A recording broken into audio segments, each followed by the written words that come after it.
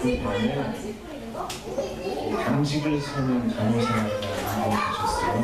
그 간호사가 이렇게 깊은 밤을 홀로 지키고 있는데 벨이 울린 거예요. 호출을 하는 벨이죠. 무슨 일인가 해서 급하게 가보니까 한 남자분 환자가 사과를 이렇게 내밀면서 좀 깎아달라고. 깊은 밤에 사과를 드시는 것도 그렇고 보호자가 내실 텐데 왜 그러나 싶었지만 이 간호사가 이렇게 깎아놨어요. 다 깎아서 환자분 여기 있습니다 했더니 그 예쁘게 먹기 좋게 이렇게 좀 잘라달라고 이렇게 접시에 놔달라고. 좀 어이가 없어가지고 아니 보호자 안 계시냐고 이렇게 하려다가 그냥 무 썰듯이 툭툭툭 잘라서 됐죠? 하고 나왔어요. 그 잊었는데 몇 주가 지나서 그분이 이제 돌아가셨거든요. 돌아가실 수밖에 없는 그런 상황이었어요. 근데 그 병실을 정리하는 그 부인께서 고맙습니다 그러니까 이래적인 그냥 의례적인 인사라고 생각하고 그냥 넘겼는데 그날 밤 고마웠었어요 이렇게 얘기하고 그날 밤 거기 자기가 있었다고 옆자리에 누워 있었는데 깎아줘서 고맙다고 자기가 사과를 좋아하는데 남편이 힘이 없으니까 부탁해서 그날이 자기 생일이었다고 남편이 나에게 사과를 마지막 선물로 드렸다고 그래서 참 고맙다고 여러분 인생이라는 게 그런 것 같아요. 마지못해 내민 손길인데 누군가의 고귀한 사랑에 동참하게 되는 그런 아주 신비로운 드라마 같은 게 우리 인생이 아닌가 싶습니다. 그렇다 하더라도 이 간호사의 마음속에는 좀 회한이 깃들었어요. 내가 왜 그때 더 정성껏 하지 못했을까? 왜 정성을 다 하지 못했을까? 이 뭐냐면 왜 더 사랑하지 못할까? 왜 더 성실하지 못할까? 그런 마음이 우리에게 늘 있는 거죠. 마치 인생이란 더 사랑하고 더 성실하지 못한 과거를 한짐 지고 미래를 열어가기 위해서 발버둥치는 것과 같다. 그런 생각이 듭니다. 일부러 그러는 건 아닌 것 같고요. 왜 우리는 더 사랑하고 더 성실하게 살지 못할까요? 여러분 혹시 그 이유를 아세요? 그냥 단순히 아이 네가 되게 잘못한 거야. 너는 인간이 못된 거야. 또는 나 스스로 너 왜 맨날 그렇게 살아? 이렇게 할 일은 아닌 것 같아요. 왜 우리가 그렇게 정성을 다하지 못할까요? 결론부터 말씀드리면 오리진 그 본래 하나님의 임재에서 멀리 떠났기 때문에 그런 것 같아요. C.S. 루이스라는 변증가가 있는데 세계적인 변증가가 돌아가셨는데 어떤 분은 사도 바울보다 더 훌륭한 기독교 변증가다 이렇게까지 얘기할 정도입니다. 그의 책에 4가지 사랑이라는 책이 있습니다. 이 책에 보면 영적인 사랑과 육적인 사랑이 늘 우리 곁에 있다는 거예요. 근데 육적인 사랑에 늘 우리가 빼앗기게 된다는 거죠. 근데 그러면서 자꾸만 원래 하나님의 사랑, 신의 사랑에서 자꾸만 멀어진다는 거예요. 우리가 사랑을 열심히 하지만 사랑을 주고받지만 신의 사랑에서 자꾸만 멀어질 수밖에 없다는 거예요. 이것을 아주 주의해야 평생 주의해야 영적인 깊이 있는 사랑 속에 하나님의 사랑을 볼 수 있다는 거예요. 동일한 저자 C.S. 루이스의 소설이 하나 있는데요. 우리가 얼굴을 찾을 때까지라는 책입니다. 우리가 얼굴을 찾을 때까지.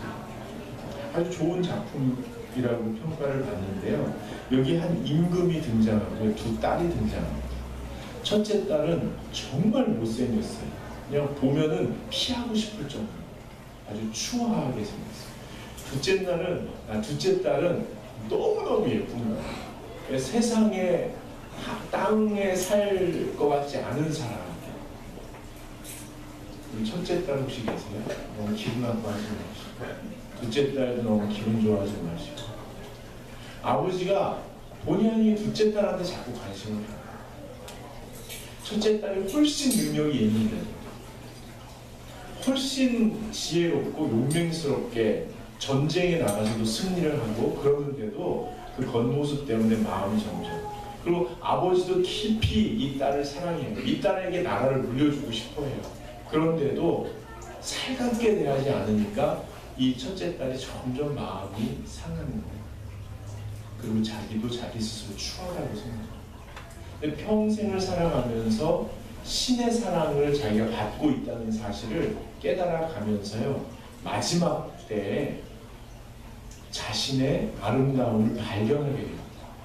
그리고 자기가 그렇게 흠모하고 부러워하던 동생과 자기가 하나님 앞에서 동일하게 아름다운, 독특하게 귀한 존재라는 것을 알게 됩니다.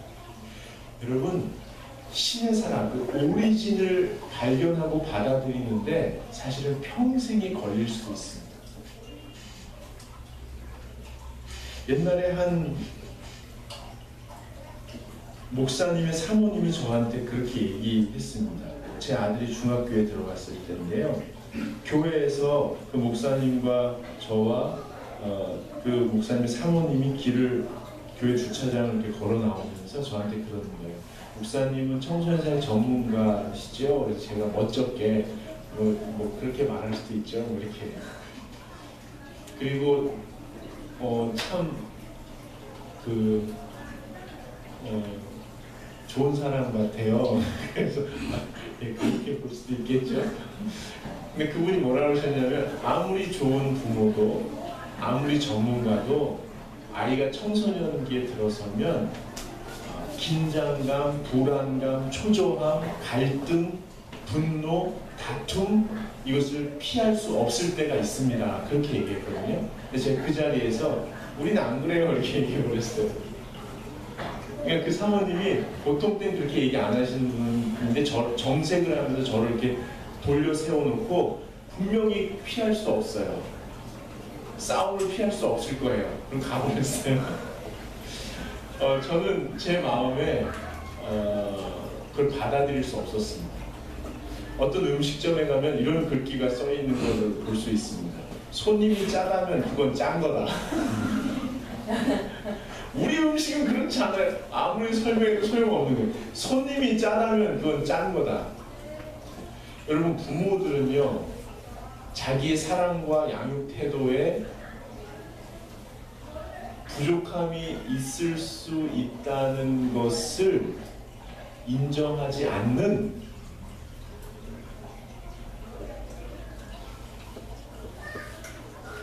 경향이 있습니다. 그래서 본의 아니게 자녀들의 입장에서 무례하게 대할 때가 있습니다.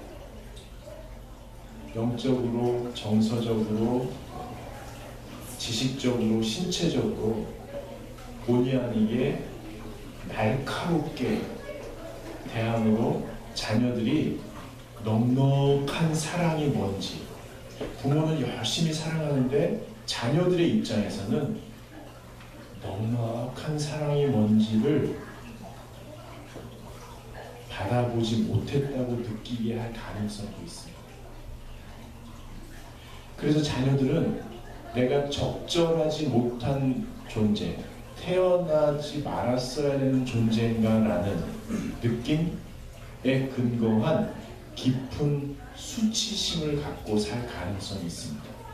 저는 여러분이 충격받을까봐 자꾸만 가능성이 있고 경향이 있다는 말을 자꾸 쓰지만 사실은 100% 모든 사람은 수치심을 갖고 살아가게 됩니다. 내가 왜 더 정성껏 대하지 못했을까? 내가 왜 더 사랑하지 못할까라는 자책설인 질문에는 그 수치심이 자리 잡고 있습니다. 그래서 사람은 노력한다고, 회개하고 결단한다고, 그리스도인답게 산다고 결심해서 사랑 많은 사람, 베푸는 사람이 되는 게 아니고 그 근본적인 수치심에 대한 터치가 필요합니다. 세계적인 3대 석학이라고 하는 윌리엄 데이먼이라는 사람이 무엇을 위해 살 것인가 라는 책을 썼습니다. 아주 좋은 책인데요. 그 책에서 이렇게 얘기합니다. 세계의 변화와 연결된 내 인생의 목표를 가질 때, 다시 말씀드립니다. 세계의 변화와 연결되어 있는 내 인생의 목표를 가질 때 열정이 생깁니다. 그리고 도전하게 되고 헌신하게 되면서 인생의 불가피한 혼란과 장애물들을 넘어설 수 있는 용기가 생깁니다. 근데 청소년들은 그 인생의 목표를 탐색하고 그것을 잡는 헌신과 선택을 자꾸만 보류하게 됩니다. 왜냐하면 부모, 교사, 목회자, 이 땅의 지도자들, 사회적인 분위기가 왜 공부해야 하는지, 왜 숙제해야 하는지, 왜 이 자리에 앉아서 버텨야 하는지, 왜 건강을 관리해야 하는지 정성껏 설명해 주지 않고 무조건 해야 된다고, 그리고 심지어 남들보다 더 잘해야 된다고, 그리고 과시해야 된다는 그런 당위성을 가지고 몰아붙인다. 그래서 아이들은 대부분 그것을 성취하고 나면 내가 기쁜 게 아니고 저 사람들이 기뻐하는 세상이 만들어지겠거니 하는 예측을 하고 내 인생이 아니라 저 사람 인생이라는 생각 때문에 자꾸만 무력감에 빠지고 무책임하게 되고 뒤로 엉덩이를 빼기 시작합니다. 여기에 무력감이 있습니다. 여러분, 이 대목에서 여러분에게 한 가지 질문을 하고 싶은데요. 아침에 일어날 때 세상이 밝았어! 열심히 살아야지! 달려! 이렇게 일어나는 분 혹시 이번 주에 한 번이라도 그렇게 일어나신 분 혹시 계십니까? 이야! 내일이 희망차게 다가오는 거야! 그러면서 아마 별로 없으실 거예요. 이 자기계발서나 이런 책을 보면 거의 빠지지 않고 구체적인 행동 지침에 들어가는 게 뭐냐면 아침을 활기차게 열어라. 왜 그러겠어요? 지도 못하니까 거기다 써놓은 거예요. 그 사람은 그 책 쓰면서 내가 이걸 왜 시작했을까 하면서 날마다 또 책 써야 돼 이러면서 아마 일어났을 거예요. 왜 책에서 그걸 강조하냐면 그만큼 아침에 일어나서 활기차게 시작하는 게 쉽지 않다는 거예요. 왜 못 일어날까요? 왜 그럴까요? 제 생각에는 어제까지 했던 실수와 실패 속에 무력감과 수치심에 얽혀있는 그 회한 속에 묻어두고 싶은 과거가 내 어깨에 한 줌 얹혀있는 거예요. 그거를 이기고 일어나서 굳이 내일을 열어가야 되는 거예요. 또 내일을 열어가기 전에 오늘을 버텨야 되는 거예요. 그러니까 아침에 일어나는 게 더 힘든 거예요.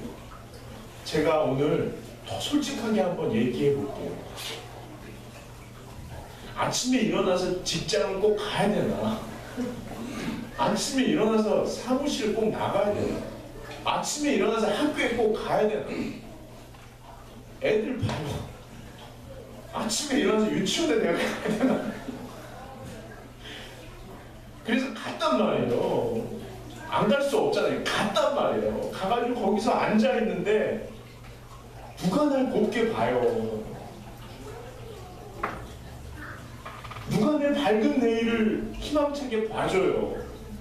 그러니까 내 생각에 무슨 생각이 드냐면 꾸역꾸역은 아니지만 하여튼 일을 이렇게 하면서 내가 먹고 살기 위해서 이 짓까지 해야 되나라는 생각이 들 때가 있다는 이 말이죠.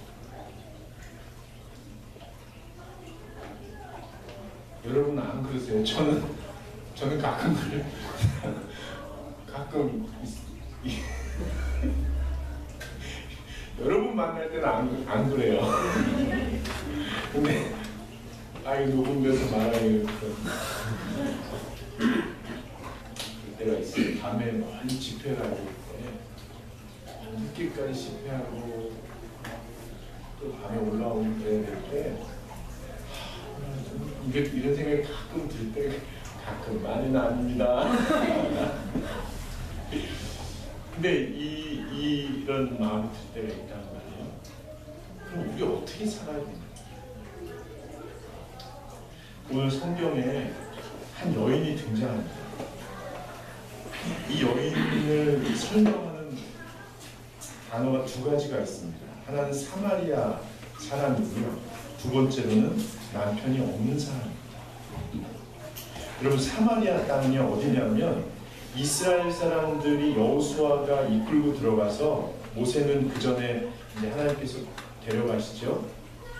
가나안 땅에 딱 입성해서 정복해 들어갈 때 요단강을 건너기 전에 요단강 동편에 여러 곳이 이쪽이죠. 요단강 있으면 사해도 있고 이쪽은 지중해고 여기 동편에서 이로 이제 요단강을 건너서 가나안을 정복해 가야 되는데 이 땅이 너무 좋은 거예요. 요단강 동편. 그러니까 에브라임, 단, 므낫세 12지파 중에 이 세 지파와 두 지파 에브라임, 단하고 므낫세 반지파에게 요 땅을 줍니다.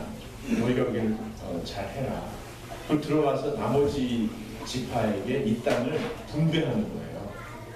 근데 나중에 아시리아죠. 아수르가 이스라엘 정복했을 때 이 땅이 좋으니까 이스라엘 백성들을 여기서 다들 보내버려요. 그리고 여기에 자국민들을 거류하게 하는 거예요. 나중에 마케도냐 제국이요. 알렉산더 대왕도 여기 침략해 왔을 때 여기가 좋으니까 이스라엘 백성들을 내보내고 여기 자국민들을 살게 하는 거예요.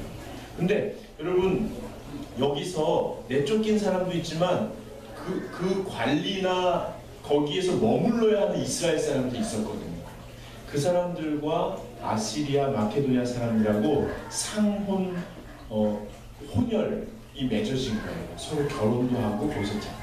그리고 나중에 이스라엘 사람들이 돌아왔을 때 어떤 일이 벌어졌냐면 여기 남은 사람도 사실 고생했거든요. 남은 사람도 고생했거든요. 지금도 의정부나 동두천에 그런 분들이 계세요. 장교들은, 높은 사람들은, 돈 많은 사람, 군인들은 출입이 자유로우니까 직업 여성들과 결혼을 하고 아이를 낳은 다음에 복무기간이 끝나면 그냥 돌아가. 6.25 이후만이 아니라 지금도 그런 분들이 계시거든요. 그럼 이 사람도 고생하잖아요. 나와서. 마찬가지로 이스라엘 사람도 고생했는데 더 고생하고 돌아온 이스라엘 사람 그 사람 보고 우리 죽도록 고생할 때 너희 남아서 호강했지. 또 우리 가서 성전도 없는데 거기 가서 신앙 예배할 때 너희 여기서 우상 숭배했지 하면서 니네 그따위로 살지 마. 너네는 이방인보다 더 낫고 하면서 사마리아 사람들과 상종하지 않았어요. 여러분 9절을 한번 보시겠어요? 그럼 같이 읽어보겠습니다. 사마리아 여자가 이르되 당신은 유대인으로서 어찌하여 사마리아 여자는 나에게 물으려라 하나이까 하니 이는 유대인이 사마리아인과 상종하지 아니하리로라. 아예 상종하지 않았습니다. 이 말이 뭐냐면 동거하지 않았고 눈도 마주치지 않았고 말도 섞지 않았고 같이 먹지도 않았습니다. 같이 일도 안 했습니다. 마치 개나 돼지보다 못하게 취급했습니다. 이스라엘 민족이긴 한데 그 선택받은 그 하나님께 선택받은 그 자리에 합류할 수가 없는 거예요. 아무리 애써도 이스라엘 백성들에게 문화적으로, 혈적으로, 영적으로 이렇게 받아들여질 수 없는 거예요. 여러분 어릴 때 그런 느낌 받아보셨어요? 나 아무리 노력해도 내 인생은 요 정도가 돼요. 이 비주류 인생이 갖는 무력감, 이 사회에서 아무리 노력해도 주류에 편승할 수 없다는 무력감이 이 여인에게 있었어요. 또 이 여인이 남편이 없었대요. 근데 사실은 6번째 남자랑 살고 있는 거죠. 그러니까 사랑받고 싶었던 거예요.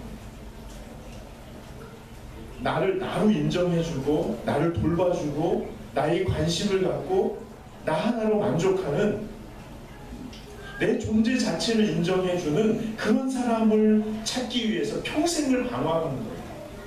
그런데 떠나면서 버림받은 사람, 잊혀진 사람, 그 수치심, 내가 그렇게 부적절한 존재인가 하는 수치심에 빠져있던 여인이에요. 이 여인이 6절하고 7절을 보세요. 한번 같이 읽어보겠습니다. 거기 또 야곱의 어머니 있더라. 예수께서 길을 가시다가 피곤하여 궁궐 곁에 그대로 앉으시니 때가 6시쯤 되었더라. 사마리아 여자 한 사람이 물을 길러 왔음에 예수께서 물을 좀 달라 하시니. 아멘. 여러분 거기 보면 6시쯤 되었더라. 이 말이 이스라엘 시간하고 우리하고는 6시간 차이가 나요. 그러니까 이 6시는 낮 12시를 말합니다. 그러니까 지중해성 기후, 사막 기후에 아주 해가 뜨거울 때 아무도 움직이지 않고 집에서 낮잠 자는 시간에 이 여인이 나왔어요. 왜 그랬는지 한번 추측해 보시죠. 그때까지 자다 나왔을 수 있고, 또는 누구도 만나기 싫은, 그래서 나왔을 수 있습니다. 무력감에 잠을 잤던, 수치심에 그때 나왔던 이 여인이 너무너무 목이 말라서 이 육체적인 목마름을 채우려고 물동이 하나를 들고 비척비척 걸어 나오는 거예요. 이 여인의 모습이 어쩌면 저와 여러분의 모습입니다. 이 여인의 모습이 현대인들의 모습입니다. 여러분은 하루하루 내 육체적인 생존의 필요, 어떻게 보면 때로는 구차한 이유 때문에 하루를 시작할 때도 있을 것입니다. 근데 오늘 성경에 보면 그 하루치의 목마름이 우리를 부르시는 거룩한 부르심이라는 사실입니다. 왜냐하면 이 여인이 비척비척 나왔을 때 거기에 누가 계셨어요? 예수님이 기다리고 계셨습니다. 예수님이 혼자 기다리고 계셨습니다. 제자들은 마을로 먹을 것을 구하러 갔습니다. 우리 예수님의 리더십이 CEO적인 리더십은 아닙니다. 너 이쪽 마을로, 너는 저쪽 마을. 너는 칼로리 낮은 걸로 구해와. 너는 음료수도. 이렇게 지시하고 앉아있는 분은 아닙니다. 저도 여기서 청소하면 여기 앉아있기, 저 방 안에 앉아있기가 영 불편합니다. 나와서 하는 척이라고 하죠. 뭐 별로 도움은 안 되지만 의자 까는 거 뭐 이런 거 하는 척 합니다. 청소 같이 해야죠. 근데 오늘 예수님이 이 여인만 홀로 만나기 위해서인지는 모르지만 지금 이 여인이 기다리고 있습니다. 더 중요한 게 뭐냐면요, 6절을 보세요. 예수께서 길 가시다가 피곤하여 홀로 남아 계시고, 보통은 먹을 거 구하러 같이 들어가시는데 오늘은 정말 피곤하셨나 봐요.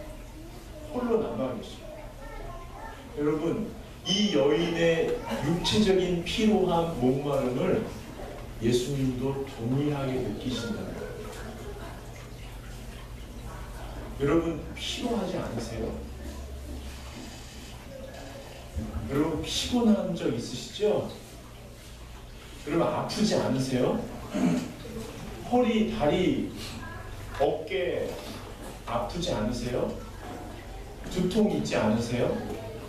눈이 침침해지지 않으세요? 예수님이 우리의 아픔을 똑같이 느끼신다는 거예요. 여러분 경제적으로 부담될 때 없으세요? 돈이 없어서 힘들 때 없으세요? 집에 먼지가 너무 많아서 쓸고 쓸어도 안 될 때 없으세요? 집이 좁아서 좀 넓은 데로 이사 갔으면 좋겠는데 더 이상 융자를 못 받아가지고 속상하지 않으세요?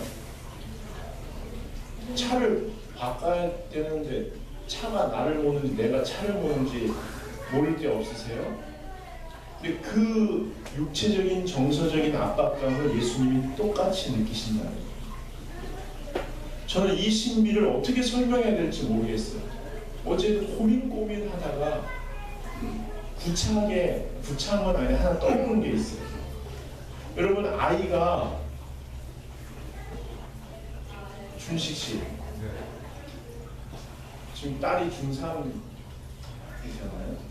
그 5살 때 같이 걷다가 내가 넘어져서 얼굴이 이렇게 까졌어요. 그럼 마음이 어떻겠어요? 아프죠? 저는 들킬까봐 겁나더라고요. 내가 데려가면 꼭 다치거든요. 너무 아프죠? 초등학생애가 중간고사를 망치고 왔어요. 마음이 아프잖아요. 시험을 못 보고 잘 보고가 아니라 얘가 이것을 어떻게 이겨나갈 수 있도록 어떻게 도울 수 있을까 그 고민하면 아프잖아요. 대학에 떨어진 애가 집에 왔어요. 엄마 발표만 하는데 떨어졌어요. 그러면 야 이 자식아 평소에 공부를 이르겠어요? 어떻게 위로해주나 어떻게 또 생각해봤어요. 군대 갔는데 탈영했어요. 집에 왔어요. 엄마가 막 음식을 하고 있다 애가 왔어요. 그러면 칼 임마 나를 지켜야지 왜 여기 와 어서 돌아. 그건 신사임당이나 할 수 있어요. 석봉이 엄마나 이런 위대한 사람이나 하지 뭐라고요? 들어와라 뉴스에서 봤다.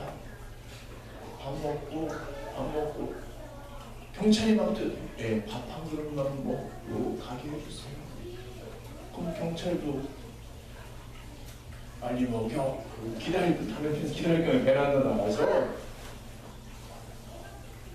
여러분 자녀가 결혼 생활을 실패하고 돌아왔어요. 여긴 네 집이 아니야. 그 드라마에 일로 와라. 아빠도 아슬아슬하게 살았다. 밥 먹자. 이럴 거 아니? 이게 부모 마음. 우리 예수님이요. 우리의 육체적인 필요, 정서적인 고통들을 다 아시고 동일하게 목말라 하십니다. 더 중요한 게 뭔지 아세요? 육체적인 목마름의 너머에 있는 영적인 목마름까지 바라보고 계세요. 이 여인에게 예수님이 말씀하시는 거예요. 너 잘 살고 싶은데 잘 안 되지. 너 잘 살아보고 싶었는데 잘 안 되지. 너 내가 보니까 아주 근사한 사람이야.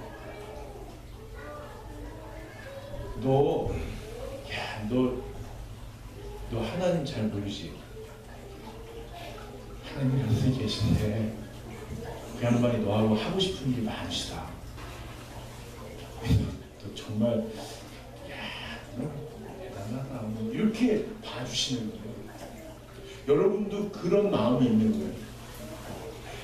과거에 대한 회한 때문에 오늘 하루를 버티기가 어려워서 미래를 열어갈 힘이 없다. 그렇지만 열어가고 싶은 마음이 있다는 것을 주님이 알고 계십니다.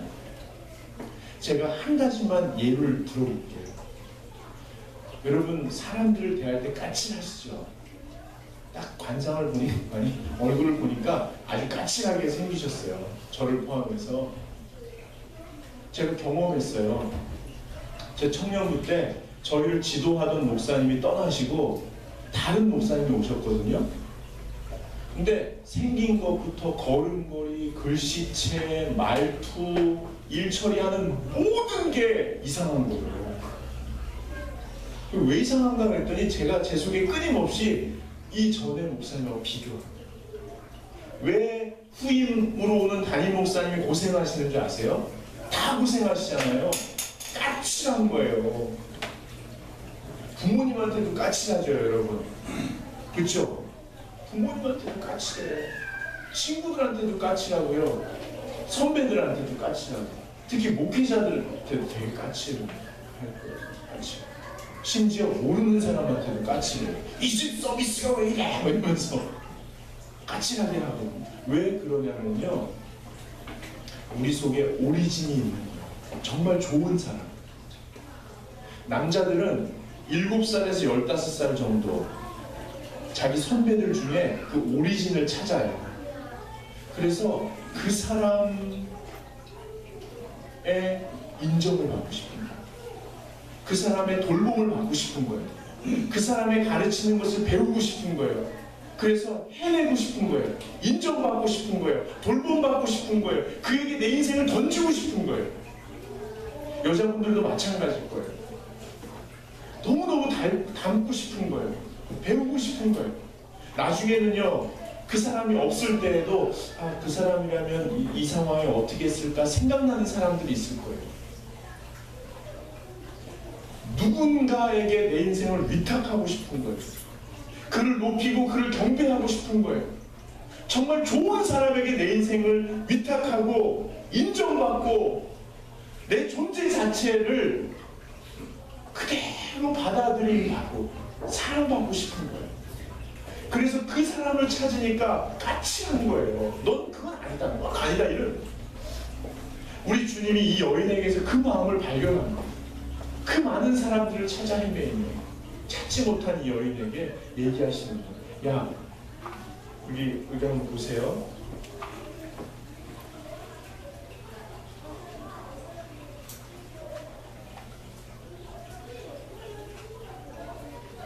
(21절) 한번 보세요. 예수께서 이르시되 여자여 내 말을 믿으라.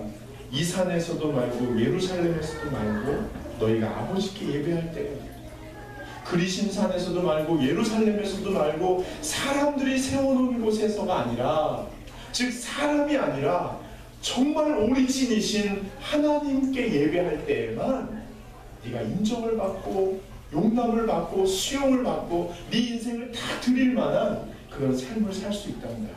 그리고 하신 말씀이 24절이에요. 한번 같이 읽어보겠습니다. 하나님은 영이시니 예배하는 자가 영과 진리로 예배할지니라. 하나님만 경배하라는 거예요. 하나님만 높이라는 거예요. 영과 진리로 하나님을 높이라는 거예요. 너의 육체적인 목마름 너머의 영적인 목마름, 정말 잘 살아보고 싶고 네 인생을 다 쏟아보고 싶은 그 목마름, 그것을 바라보라는 거예요. 더 간절함으로 절박함으로 버러지만도 못한 야곱을 선택하신 그 주님 앞에 엎드리라는 거예요. 너의 목마름만큼이나 너의 인생과 영혼을 다 마시고 싶은 하나님의 목마름을, 너를 향한 신의 목마름을 너도 바라보라는 거예요. 영적으로 예배하라는 것은 바로 그런 거예요. 사람에게는 실망할 것이요 오직 주님께만 나아오라는 거예요. 진리로 예배하지. 진리는 성경 말씀이에요. 성경 말씀에 하나님의 메시지가 있어요. 하나님의 메시지로 너의 가슴을 채우라는 거예요. 너의 가슴 속에 인간에게는 인정받지 못하지만, 사람들에게는 칭찬받지 못하지만 내 존재 전체가 다 받아들여지는, 내 존재 자체를 어떠한 잣대로도 잘라내지 않고 그냥 통째로 다 받아주는, 왜냐하면 우리의 영혼에 목말라 하는 주님께서, 우리의 인생에 갈증을 느끼는 주님께서 나를 그대로 받아주는 그 주님의 메시지가 너의 가슴에 채워져야만 참된 안식을 누릴 수 있다는 거예요. 우리 사순절 기간을 보내는 동안 우리의 수치심과 무력감으로 가득한 회환을 짊어지고 하루하루 걸어가겠죠. 내가 이렇게까지 살아야 되나, 물동이를 지고 가겠죠. 그러나 하루만치의 목마름이 사실은 우리를 부르시는 주님의 거룩한 부르심이라는 사실, 바로 우리가 하루하루 버티는 그 하루 속에 주님이 길목마다 지키고 서셔서 우리가 느끼는 아픔과 우리가 느끼는 어려움을 그대로 공감하시면서 우리 속에 아무도 보지 못하는 영적인 목마름까지 바라보고 계시다는 사실을 우리가 기억할 수 있으면 좋겠습니다. 같이 좀